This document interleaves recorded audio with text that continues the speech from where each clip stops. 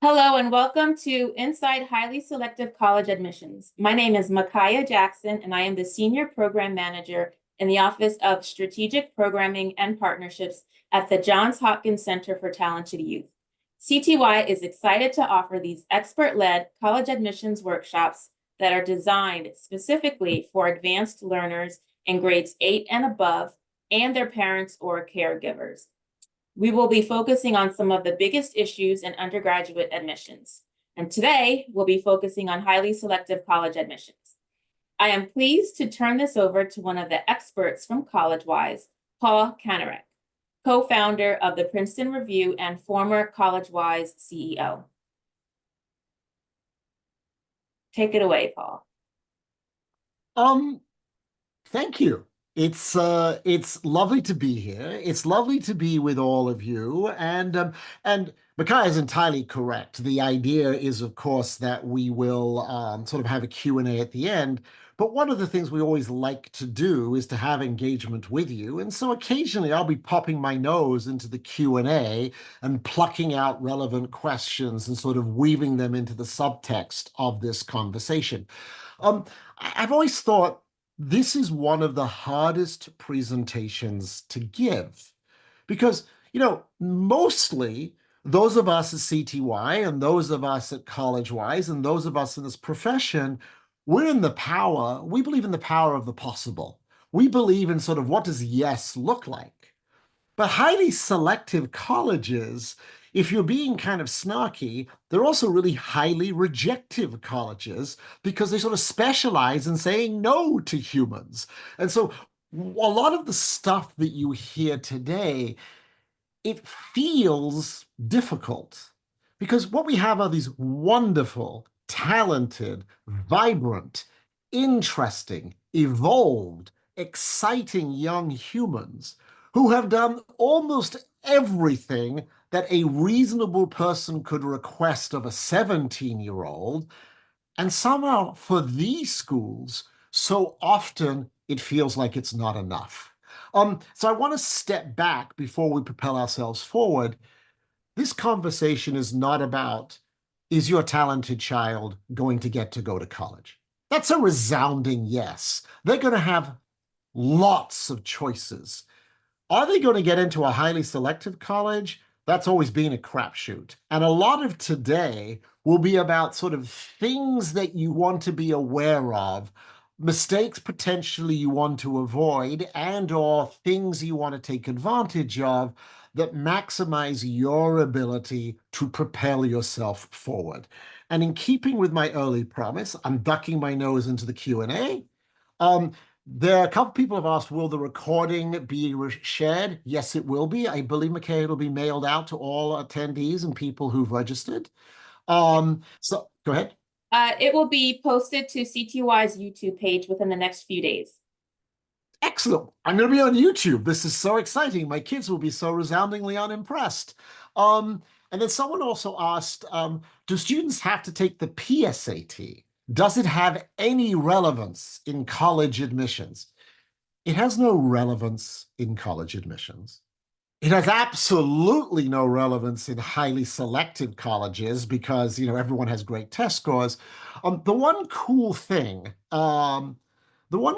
is if you have really high PSAT scores, you can be part of this scholarship program called National Merit, and there's some nice money associated with that. And what you see is, I'm going to look at Q&A, I'm going to kind of weave them in. There's not a chance I will get to all of your questions. There's hundreds of you here. You're curious. You're going to ask dozens and dozens of questions, but I promise you I'm going to do my best. And I've even noticed that there are some questions that are ahead of the answers I'm about to give you. So thank you for the segue. Here's your agenda. All of you can read. You don't need me to read at you. These are the 6 things that we will cover. Next, please. Oh, someone asked, what's a highly selective college? It's almost like you were in my slide head. Here are examples of what highly selective colleges look like. It's the entire Ivy League. It's, you know what it is? It's schools that have really low admit rates. So there are probably only about 150 competitive colleges in America. Now, there are 2,800 colleges, but only about 150 of them are competitive. And competitive means they accept fewer than half the people who apply. There's only 150 of those. And then a competitive college, a selective college, that's a place that sort of accepts 20% or so, 25% or so. A highly selective college traditionally accepts fewer than 10% of the people who apply. Stanford is like 3. Stanford's admit rate is so low, they don't even bother publishing it anymore. They don't want to depress people, right? MIT's around 4. Chicago's around 6. UCLA is around 9. Michigan is sort of schizophrenic. It's in the 30s if you're from Michigan and 10 if you're not. The entire Ivy League is single digits. Vanderbilt is 9. Northeastern, if you apply early decision, is reasonable. If you apply regular, it's like 6%. There's so much going on within this. And this is why we love to teach this stuff under the CTY banner, because it's the opportunity for you as consumers to become more informed. Next slide, please. So what the heck's going on? Well, the data's here. And you can see from the data that in 2022, 15 million kids, 15 million applications were filed. 5 years ago, it was under 10 million. This year, by the way, I got to update the slide. This year, it hovered around 18 million. So think about this. Pre-COVID, a couple of years beforehand, there's about 10 million college applications. 5, 6 years later, there's 18 million college applications. Here is the punchline. It's actually the same number of kids. We don't have more people applying. What we now have is more people applying to more places. And so what we in the business, in college-wise, what we notice is there's this weird doom loop evolving. It's harder to get into colleges, so kids apply to more colleges, which make it harder to get into college, so kids are applying to more colleges. And it's adding, honestly, it's adding a lot of expense, a lot of effort, and a lot of stress into the system. And it's adding it for you as parents. It's adding it for you as the people who have to fill out the damn forms, you as students. And it's adding it for colleges because the college attendance rates are actually dropping. I'm sure you've been reading about this. I mean, this is the lowest number of males who've applied to college probably in a generation. You know, men are increasingly less likely to go to college. By the way, women are increasingly more likely. People of color are more likely to go to college now. The traditional white hegemony has been reduced. They are less likely to go to college, particularly the males. These are the trends that are sort of happening within the ecosystem. Next slide, please. And this, I love to teach this, because check this out. You got 34,000 high schools in the US. Now, we're only talking about the US. Now, remember, Ivy League schools, they get kids from all over the world. But let's just look at the US. 34,000 high schools. The number one kid in school, she is called the valedictorian. So there's 34,000 of those. That's assuming there's not a tie. And then every school has a class president, so there's 34,000 of those. This is like the creme de la creme of an individual school. The entire Ivy League only has room for 14,500 freshmen. Harvard, we'll go with Harvard because it's known and it's popular. Each year, Harvard takes about 2,000 kids. They take about 2,000 to get about 1,650 to show up. This means that Harvard could take 16 consecutive classes of valedictorians only, throw them all away, take 16 consecutive classes of class presidents only, throw them all away, and still be able to take an entire class of valedictorians and an entire class of class presidents. That's the talent that is on display. That comes back to the first thing I said, right?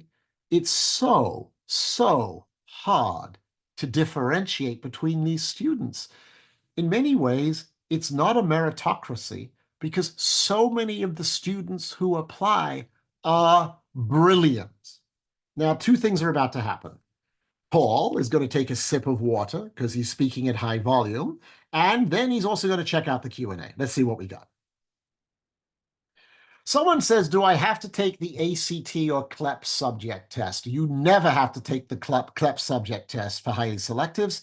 And most of the highly selective colleges now, they want to see an SAT or an ACT, one or the other. And I'll talk more about that in a second. And someone has said, has people sort of asked, what's highly selective? I think I've answered that and given you the list. That sort of lives here now. Someone says, what are the advantages and disadvantages of taking the ACT writing component? What that question is asking is, hey, the ACT comes with this volunteer essay. Does it matter? Not for these schools. Not really. You're going to be in AP English. They're going to see your AP English test results. This is not really a thing that you have to worry about. And one of the very few things that you don't really have to worry about. Someone kind of wants to know, is the college cliff real? In other words, demographically, there are going to be fewer kids coming out of high school, and so there's going to be fewer kids applying. Yeah, it's very, very real, but not for these schools. These schools, they're resistant to demographic trends. They are the highly selective colleges. They are global brand names. They're not going to feel this pain at all. Everyone is going to love them and want them forever. Does it help to take the SAT and ACT or both? It never helps to take both. You should pick one. And I'll talk more about SAT or ACT later. For the person who apologized for their typo, don't. There is not an email that goes by that doesn't have a typo in it that I write. We can move on. I, by the way, love that I just answered 8 questions in rapid fire and got 14 more. I'm definitely not going to win this game. Next slide, please, Stephanie.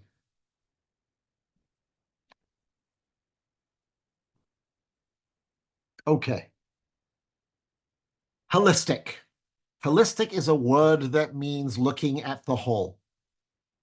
But you got to understand, this game begins with the answer to one question.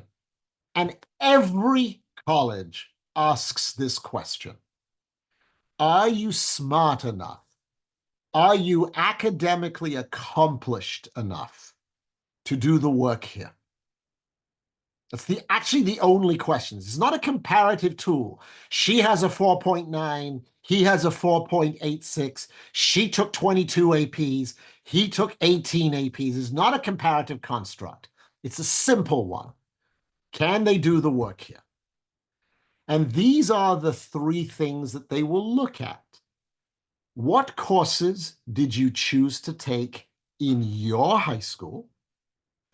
How are you showcasing your ability to challenge yourself academically, right?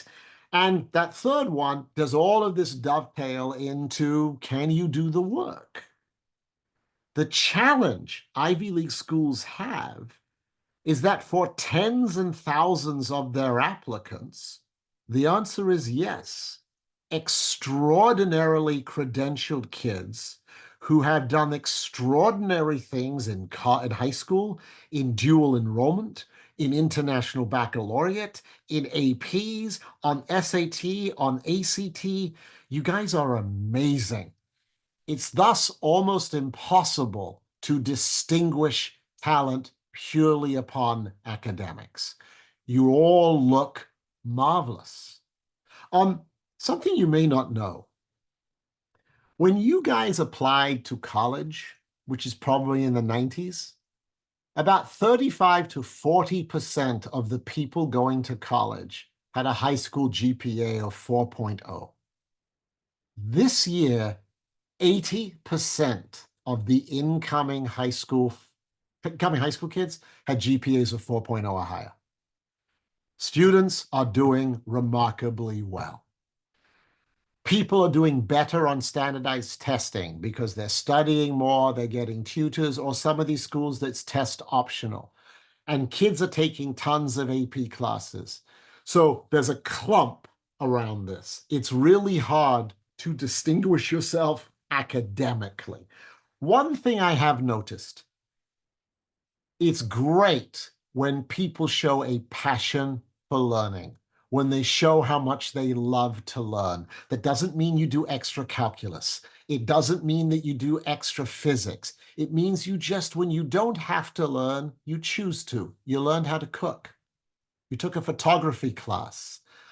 You learned how to be a soccer coach. It's just that, do you show, I just love to learn. It's one of my favorite things to do. Oh, you took an astronomy course. You know what love of learning isn't? Love of learning isn't taking health at your local community college so you could accelerate in math in high school. That's just manipulating the system. Love of learning is, how do you choose to learn when I don't make you learn? But the big takeaway from this is that most of the people who apply to highly selective colleges have extraordinary academic credentials. Next slide, please. Standardized testing. Now you'll notice in columns 1 and 2, in column 1, you see the schools that require standardized testing, and in column 2, you see the schools where they are test optional. Each of these institutions is highly selective. The third column, Pitzer and Reed are not highly selective, and only LA and Berkeley are highly selective within the UCs. But these people won't even look at SAT or ACT, even if you send them scores. They ignore them. They're simply not part of their ecosystem. For that middle column, this is tricky, right? One, if you're good at taking standardized test scores, submit them. Like any extracurricular activity, if you're good at it, tell me. Two, and this one is more sophisticated, if you come from a place of privilege or you're in a privileged academic environment, you probably want to take a standardized test. Test optional in these schools doesn't always mean test optional. One of those things kind of revolves around the subtlety of sort of the extent of your privilege as an academic student. And finally, if you're neurodivergent, if you have a learning difference, it's absolutely not expected that you would take a test at a test optional school. Standardized tests are acts of evil for people with ADHD or dyslexia or dysgraphia or who are on the spectrum. There's no expectation that you would do this. Now, one of the things about this kind of webinar, when you touch upon so many topics at the same time, is it does engender a lot of questions. And I'm not trying to drive you crazy. What I'm trying to do is give you the overview that CTY and CollegeWise had promised. And again, I will pause and let's see what's sort of sitting in the box. Is it better to take AP classes or dual enrollment? So dual enrollment is when sitting in your high school, you kind of take a college class at the same time.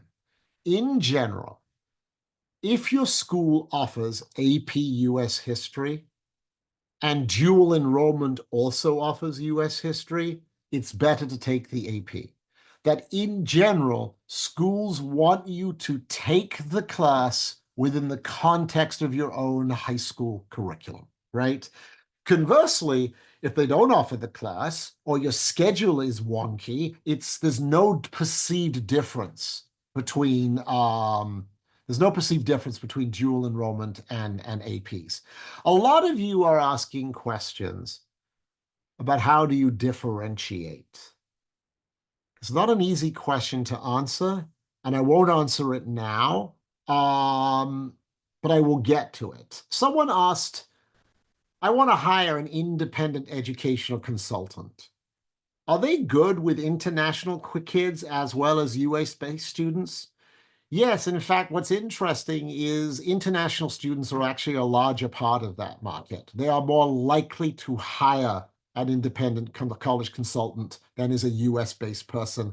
Because if you're international, some of the rules are different and you have to sort of learn the rules of the road. Would taking an LSAT or an MCAT differentiate your brilliance?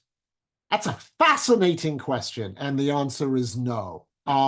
Standardized testing is never a way to differentiate and show brilliance. What standardized testing indicates is that you're good at taking standardized tests, and everyone who attends these schools is really good at taking standardized tests. What's cool about that question, Maria, is I've never been asked it. I've been doing this for 40 years. Here's what I love. Do colleges want well-rounded people, or do they want angular people? Like, and the way it was asked is, do colleges seek people who have done a lot of different activities, or do colleges seek people who've gone deep into one activity? Now, this is a hard answer. When I talk about colleges, it doesn't matter. You can do a bunch of stuff. You can be a bumblebee that goes from flower to flower. You can find one thing that you love to do and do that. Most colleges, it doesn't matter. But oh my, at highly selective colleges, it matters. You want to be angular. In fact, we call them spiky kids. See, what an Ivy League school is trying to do, what a highly selective school is trying to do, is they're trying to put together a really interesting class. So they want the Bitcoin specialist from China. They want sort of the Cajun chef from Louisiana. They want the kid who loves to surf in California. And they want this amazing theoretical mathematician from Bulgaria. And they want those four people to share the same dorm room. And each of them has gone deep into their thing that they love. And what you get is this amazingly interesting primordial ooze of a soup where kids who've done interesting things and done them deeply get thrown into the same environment together. So you'll notice I was asked, how do I differentiate? You differentiate by doing one or two things in depth and well, and you're able to talk about how incredibly different and good you are at them. Now, I'm about to teach something that I don't like and that I don't personally believe. Say that again. I'm going to teach you something that is true, that I don't personally like, and that I don't personally believe. Ivy League schools are notorious for rewarding kids who do one thing really, really well. So when I am advising a kid who is hyper-focused on Ivy Leagues, I have to say things like, if you're doing something that you love, but you're not great at it, throw it away and do something else that you can be great at. That's a horrible humanist thing to say. That's horrible. It's not great for someone's psyche. It's not great for someone's soul. And it is not something that I personally believe. But I have a job, and my job is to serve as a counselor. And Ivy League wants the best of the best. And so for them, I have to say it is better you do something you loathe and do it well than something you love that you don't do as well. I don't think I want you as parents or students to make that trade-off. I don't want you to do that. But it is my job in this role as your guest presenter to point out this act of cognitive dissonance. And so if you are a younger student, the first year or two, you can dabble. You can find the things that potentially of interest to you. But if you want one of these schools, you find the one or two and you go deep and you go hard. And you are able to talk about why you are the finest person in town around this thing that you love so much.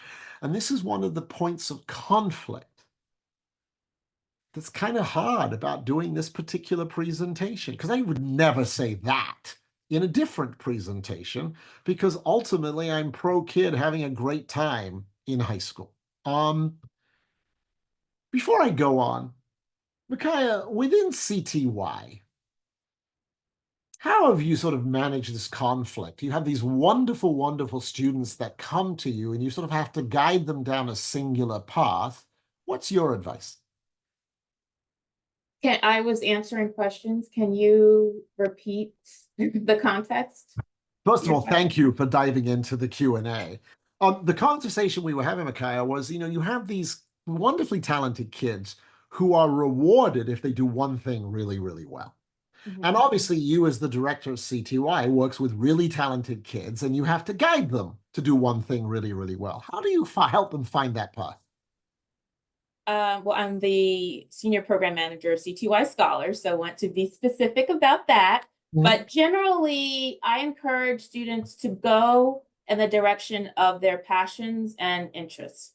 I suggest that students don't do anything just because they think it will look good for colleges. You want to do what feels good to you and stay true to yourself.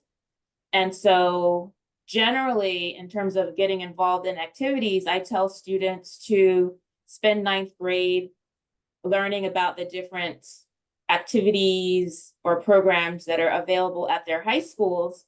And then afterwards, start to narrow down your specific interests so that by the time you're a senior, you've maybe selected one or two activities inside or outside of school, maybe three activities, just depending on how much time is available to you and your interest levels, and really try to dig into those opportunities, take on leadership roles, get involved, and also be creative. Think outside of the box. If there's a club that you're interested in that's not offered at your school, find out how you can get an advisor and see if maybe you could start that club at your school. So I encourage you to be creative as well.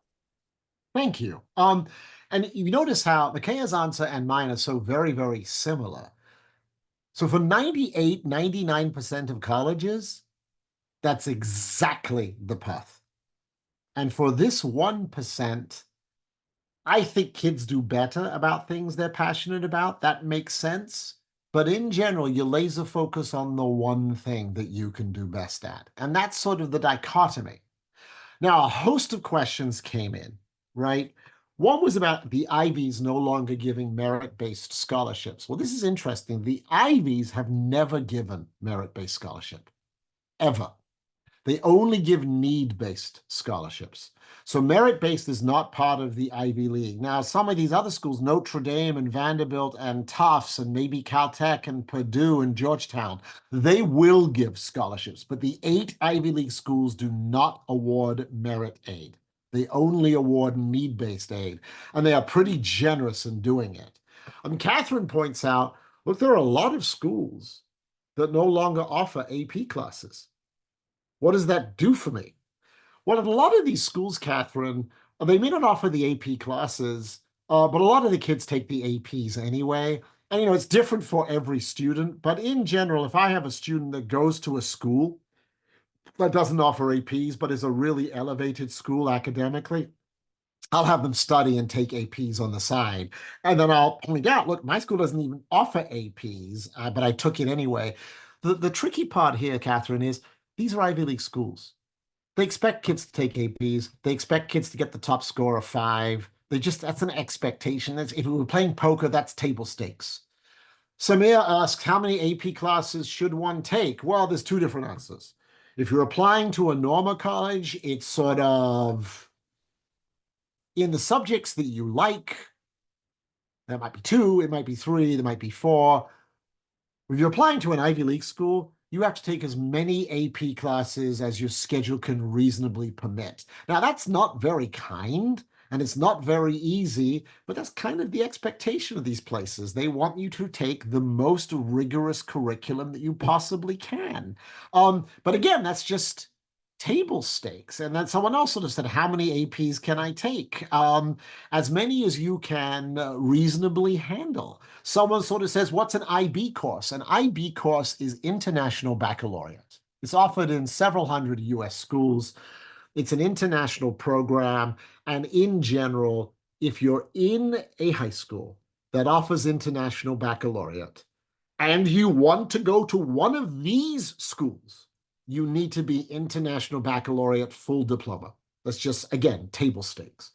But the thing to bear in mind, when I say table stakes, what I am saying is this is the bare minimum that I expect you to do for me to even sort of give you a sniff. I hate saying that because it's not true, For the other 2,800 colleges, it's just true for these 15 or 20 where you sort of have to donate a kidney in addition to having done everything imaginable to humankind.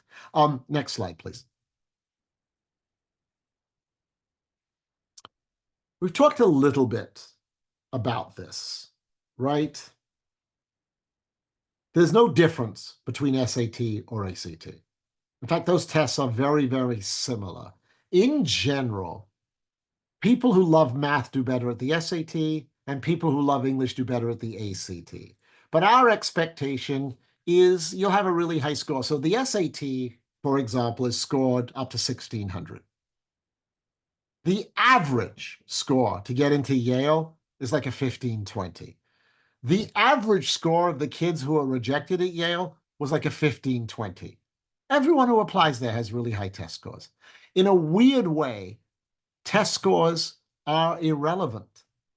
You got to get a certain number. Once you have that number, they don't care anymore. Increasingly at these schools, that number annoyingly appears to be around 1460 to 1500. It's really important you get over 700 on the English. Like if you have 800 math and 680 English, you need to take it again to get a higher English score. There is no difference psychologically between a kid who gets a 1600, 1560, 1520. The Ivies will go, that's a great score. What else do you have? I'm going to phrase this differently. Once you go north of 1500, you don't take these tests again. You just don't. You don't spend the time, the money, or the effort, or the energy. You're not going to get any additional advantage. That time and energy should be spent on things that will make a difference. You will never, ever differentiate yourself at one of these schools by your test score. Next slide, please. These matter. These matter because remember I said the first question is, are you smart enough to do well at my school? The second question is, do we like you? Will you fit here? And this is where rubber meets the road in highly selective colleges. This is like, how do you spend your time? How do you serve others? What difference have you made in the communities of which you have been part of? Leadership isn't about being president. Leadership is the thing Micaiah said. Oh, you want there to be a Sierra Club and there isn't one on campus? Go create one. Leadership isn't about title. It's about what you did and did people follow you. It's certainly not about doing the same thing as everybody else. And there's always an example I use here. So I travel all over the world talking about university admissions in America, right? It's one of the reasons I kind of love to do this presentation. I don't have to travel anywhere. I get to sit at home and talk with smart people, right? I remember I was in Japan and we were talking about Ivy League schools, and it was a pretty large number of kids, and we were talking about music and the power of music as a differentiator. And I said, how many of you play the violin? And half the hands went up. And I said, how many of you play the piano? And the other half of the hands went up.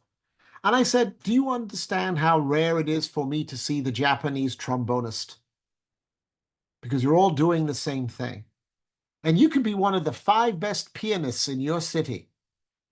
But I have 100 pianists. Where's my oboist? Where's my clarinetist? Where's my drummer? I don't think I've seen a drummer from Asia in forever. I'm being hyperbolistic. Be different. Don't worry about what everybody else did. It's what Micaiah said. Do the thing that you love and be great at it. Summer, that's the 3rd semester, but it's not an academic semester. Summer is where you show me what are the things you love to do, and you love to do them so much you're doing them in a different way. Like, no one seems to understand that working at Jamba Juice is a legitimate summer activity. And when you go, I started as a regular grunt, and by the end of the summer, I was a shift manager. And by the way, if you order the tropical punch, I will hate you because that thing is such a bear to make. It's a great activity to serve others and meet others and become a leader. There is a belief that if you go to Harvard summer school, that you have a better chance of getting into Harvard. There's a belief that if you go to Stanford summer school, somehow you're better off. No, you're not. You can do whatever you want in the summer. I don't care if you go to your local community college. I don't care if you do Coursera online. I just want to know that you loved what you did. And I want you to be able to talk about what you learned. And I'll be very clear. Going to one of those paid summer programs has zero impact on Ivy League admissions. It's what you do, not where you do it or how much you paid for it. The next myth is if you don't win a gold medal or an Oscar, you've got no shot. So there's actually something kind of interesting here.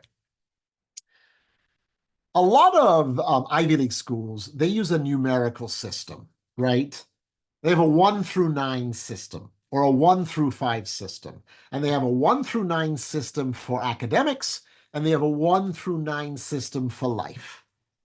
And if you're a 1 in either one of those, you're going to get in. So, for example, Barack Obama's kids were a 1 on the human side. They were going to get in wherever they applied, and they did, right? Or the kid who wins the Westinghouse Science Prize, she's a 1 on the academic side, right? The 1s are automatic admits, the 2s are automatic admits, but guys, there's like 50 of them. And Harvard's taking 2,000. So let me give you an example. You took AP everything. You got a 5 in everything. You're incredibly accomplished academically. You're the high school valedictorian. Every summer you went to a summer program and did something really, really cool. And teachers write things that, like, say, you're one of the best students that I have seen in 25 years of teaching. That's a 3. If you don't get that letter from the teacher, that's a 4. And almost everybody who is admitted is a 3 or a 4. They're not curing cancer. They're really smart kids who've done interesting stuff. And I already talked about the last point. Next slide, please. That came straight from the mouth of Harvard. That's what they want in the essays. They want to meet you. Oh, Micaiah, I want to do something with you here. You are hiring your number 2.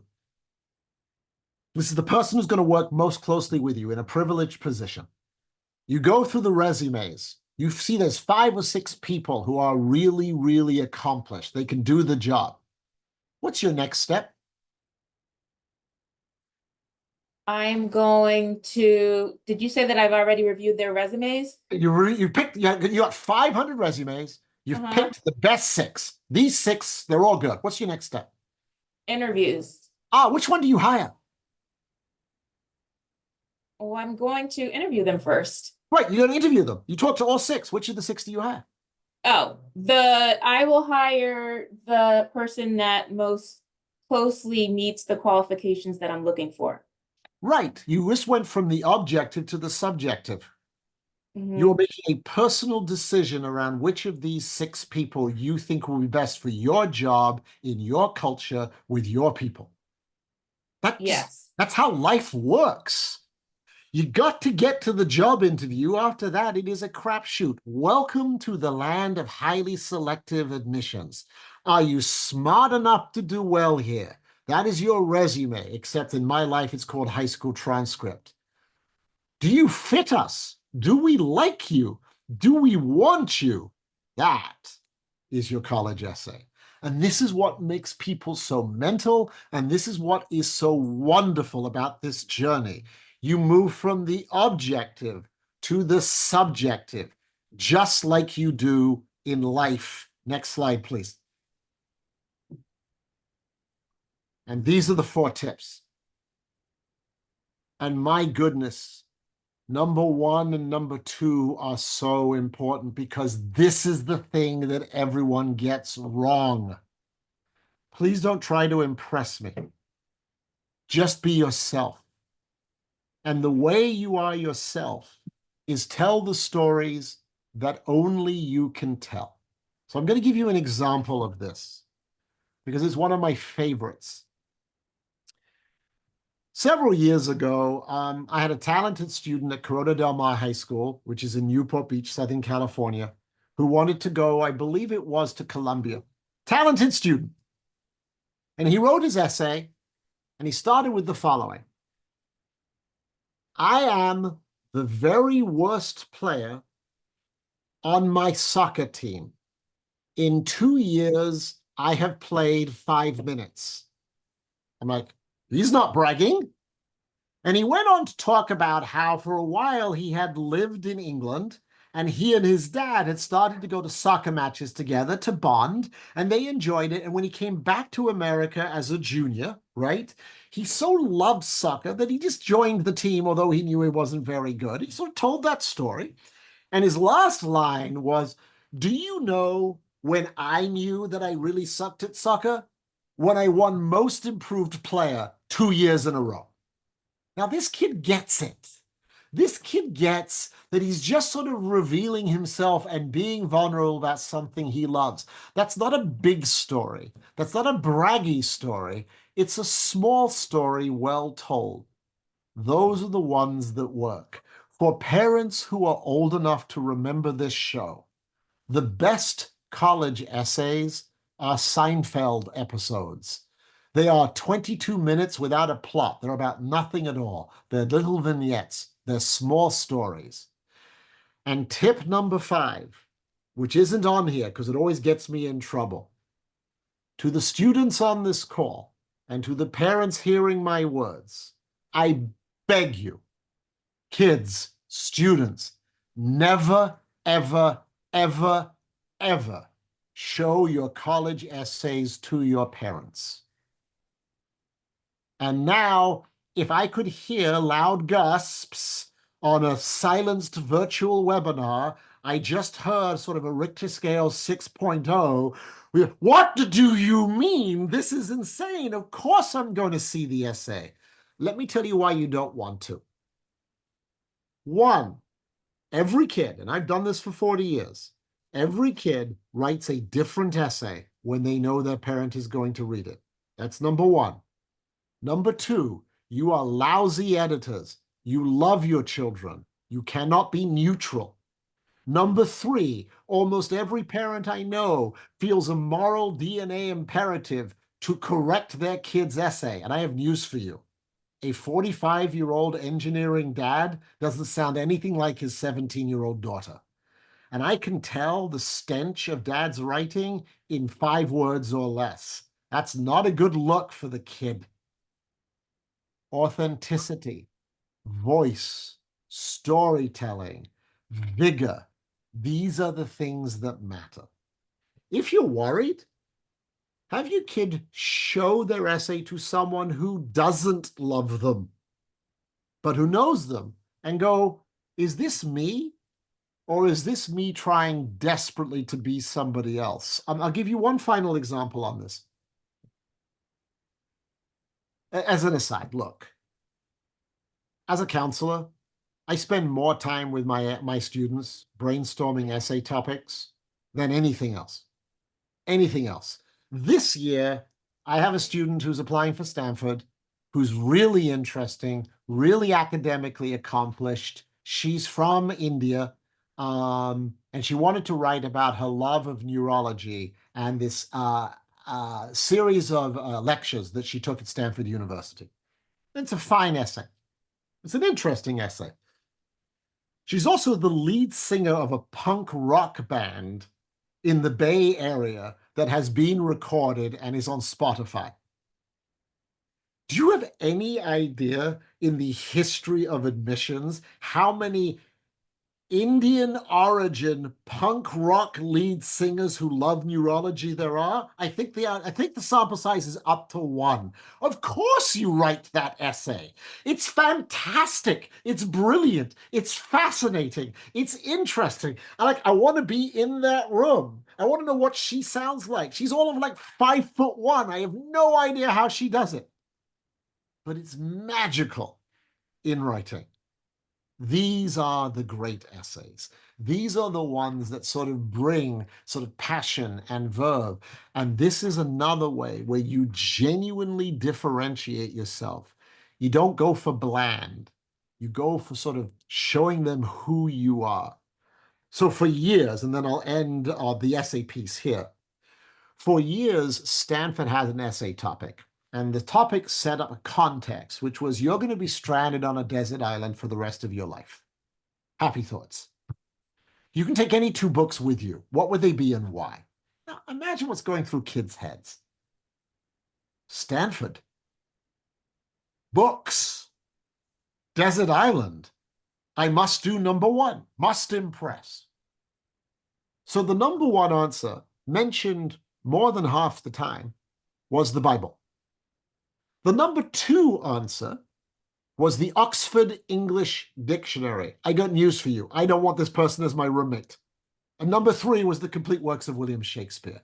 These kids weren't being true to themselves. They couldn't even name 5 of Shakespeare's plays. What they had was fear. And they go, oh my goodness, Stanford, Stanford, let's talk about Shakespeare and the dictionary. In fact, that question was so consistently useless, that's why they threw it away. Write about things you believe. Write about things that are exciting for you to write about. Write your truth. They're great essays. Here endeth the essay lesson. Next slide. Look at this, gang. Look what they think about. Look at number 5. 70+% of all colleges want you to have positive character. And 100% of all highly selective schools want to see positive character. That's what you show through your extracurricular. That's what you show through your essays. You don't see positive character in a 5 on an AP US history. You see smart. You don't see positive character in IB. What you see is academic commitment.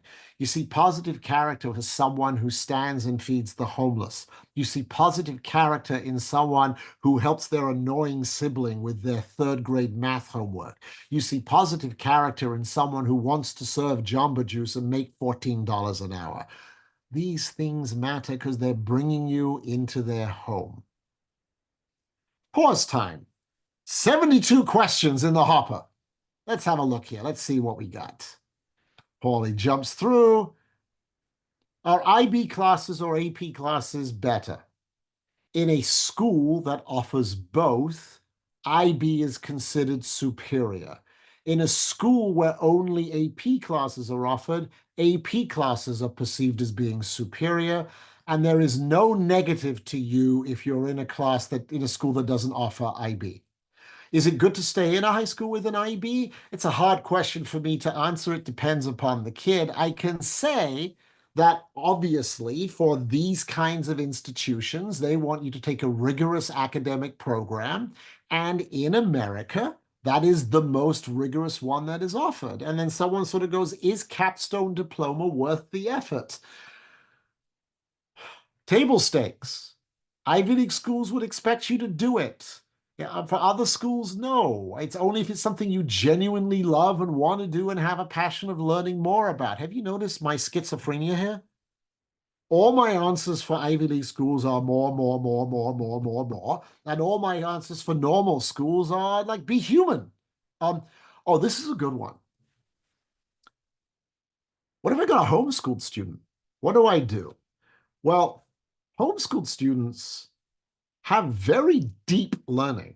So I think it's really useful as a homeschooled student to sort of talk about how you experienced curriculum in a very different way, either from a faith-based perspective or from an academic focus perspective, because your learning has been truly different. I've always thought it was very important for homeschooled students to take standardized tests because there's no other way to sort of show, here's how I stack up against the world. And so those students, it's kind of more important they take SAT, ACT, and or AP or IB exams because it's just a leveler.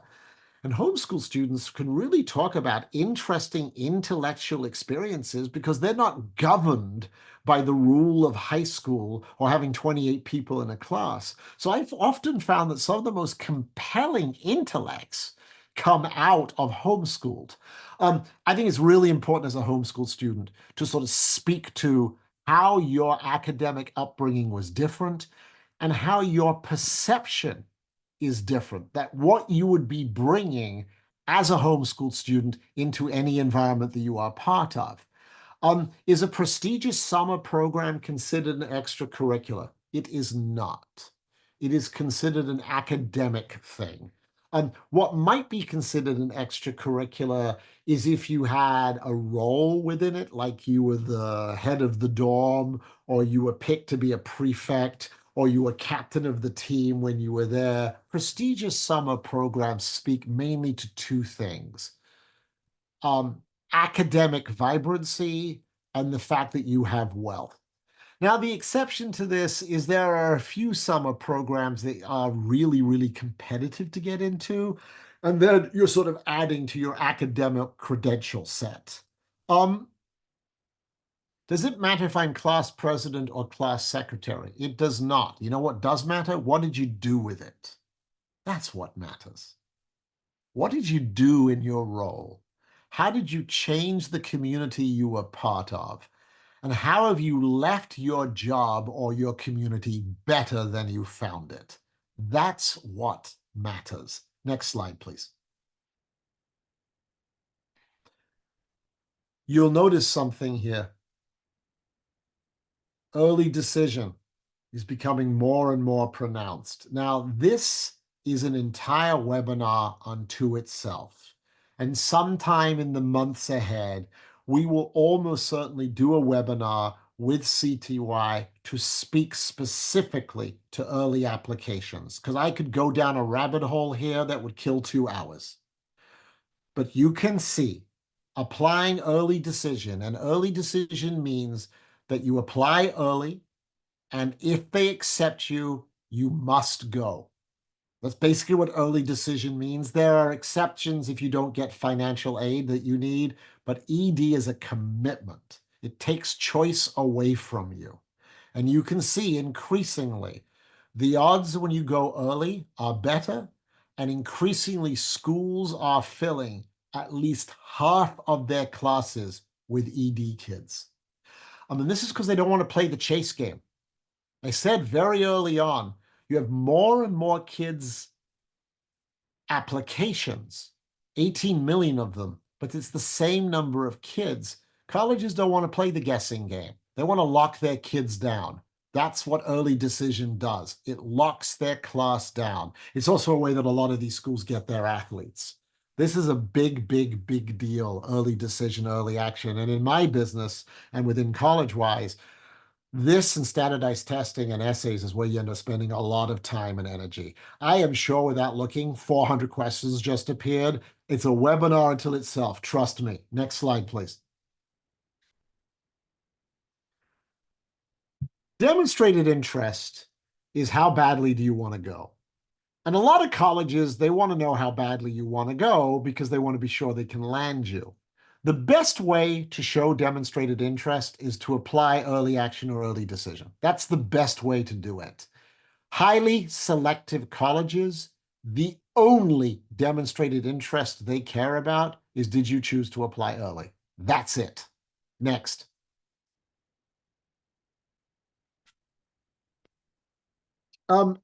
I show this because it shows how advantaged people are seeking more advantage.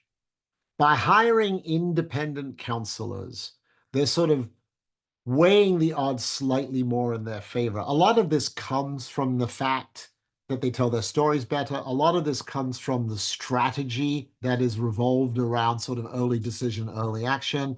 And a lot of this is why, next slide, please, we really, really enjoy doing these kinds of webinars.